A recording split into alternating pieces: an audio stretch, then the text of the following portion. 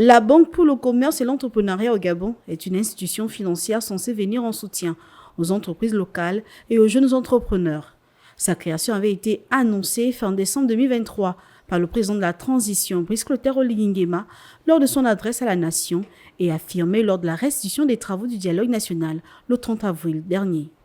Lors de cette cérémonie, 1000 résolutions avaient été remises et parmi elles, l'aide à la jeunesse entreprenante sous la forme de la création d'une banque pour l'entrepreneuriat en vue de redynamiser l'économie gabonaise et surtout de redonner une place de choix aux entreprises et aux entrepreneurs locaux sur le marché local. Cette décision s'aligne à la volonté affichée par le président de la transition à la tête du comité pour la transition et la restauration des institutions dès le premier instant de sa prise au pouvoir, c'est-à-dire la restauration de la dignité des Gabonaises et Gabonais. Une nouvelle qui réjouit les principaux concernés, les jeunes Gabonais, pour qui l'accès au financement était devenu la croix et la bannière. En ce qui concerne la banque des entrepreneurs gabonais,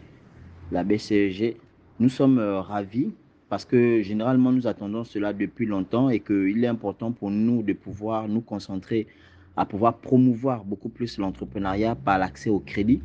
Et ce que nous espérons, c'est que ça puisse être accessible en matière de critères de sélection. C'est-à-dire qu'il ne faut pas seulement penser à ceux qui sont déjà des PME aguerris, mais plutôt penser aussi à des TPE,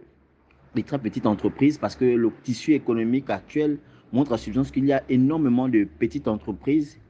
qui se développent et qui n'ont pas forcément les critères sélectionnés par les banques classiques. La BCEG s'inscrit donc comme une solution devant permettre la résolution du chômage et la création d'emplois. Elle devra surtout donner aux jeunes l'opportunité de se lancer dans les affaires afin d'être autonomes financièrement face à la difficulté grandissante pour la fonction publique d'absorber tous les demandeurs d'emploi.